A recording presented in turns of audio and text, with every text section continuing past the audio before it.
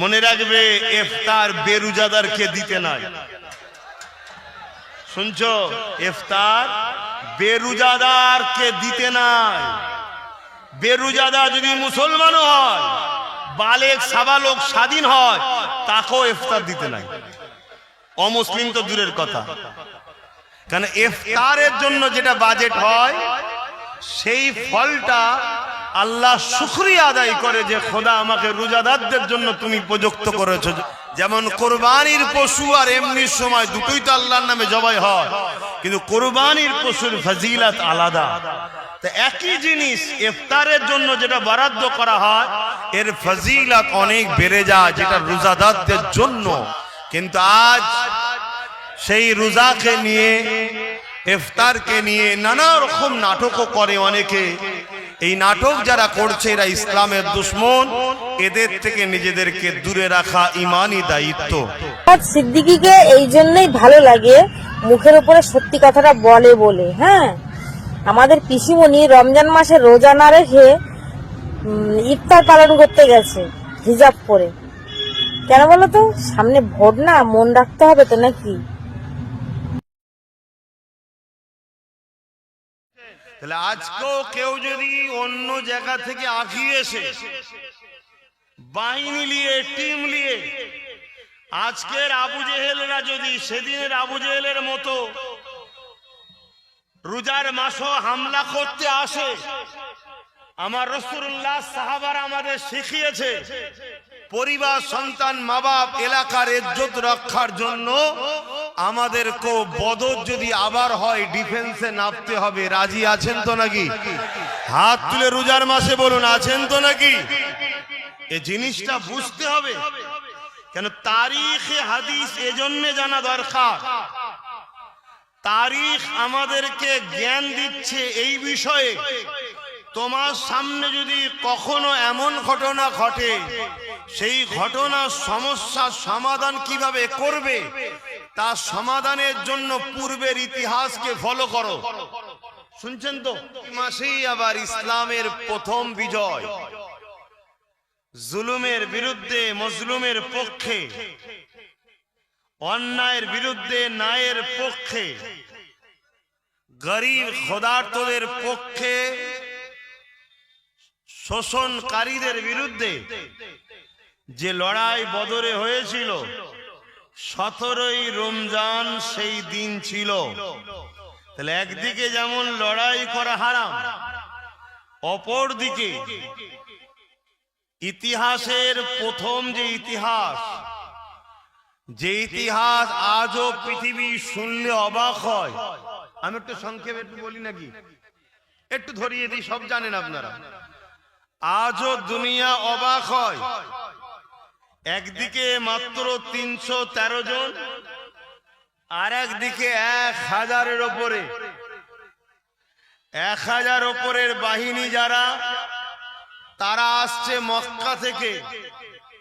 আর 313 জন যারা, তেনারা জানছেন নিজের মাতৃভূমি, নিজের পরিবার, নিজের সন্তান, নিজের আওলাদ কে বাঁচাবার জন্য ডিফেন্সে যাচ্ছে মদিনা শরীফ থেকে।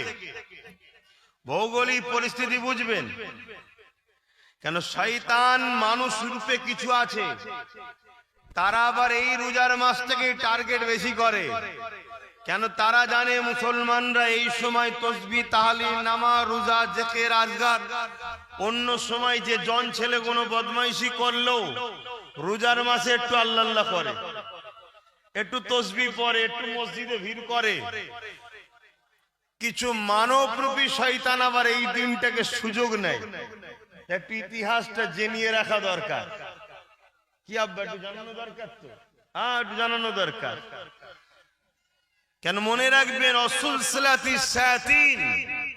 এই রোজার মাসে শয়তানকে চিনজিল দিয়ে বাঁধা থাকে।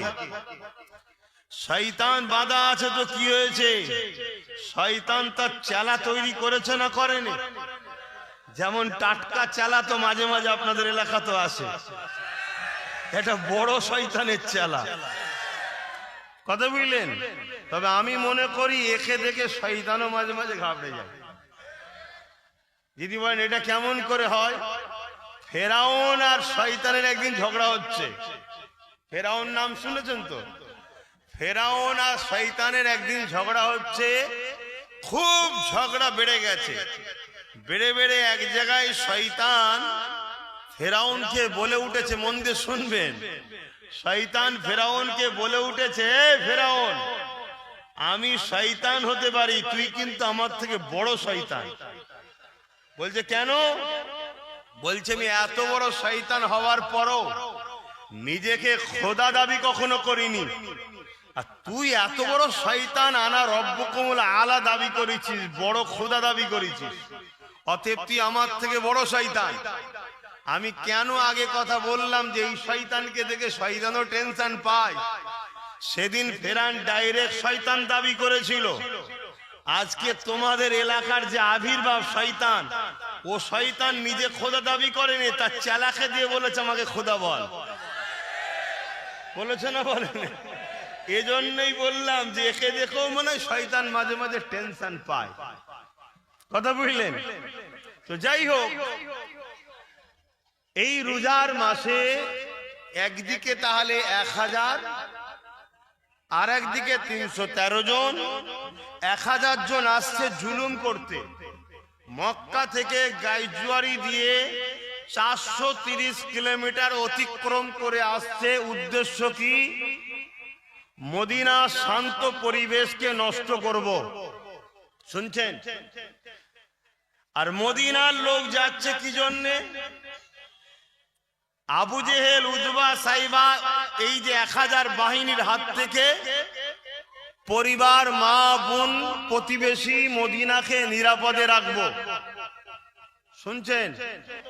যেমন আল্লাহ আমার রসুলে পাককে কোরআন পাকে মুসা নবী রকিয়া শুনিয়েছে, ইব্রাহিম নবী রকিয়া শুনিয়েছে, অনেক নবীদের রকিয়া শুনিয়েছে, ঠিক তেমনি আমাদের জন্য বদরটা একটা শিক্ষার জায়গা।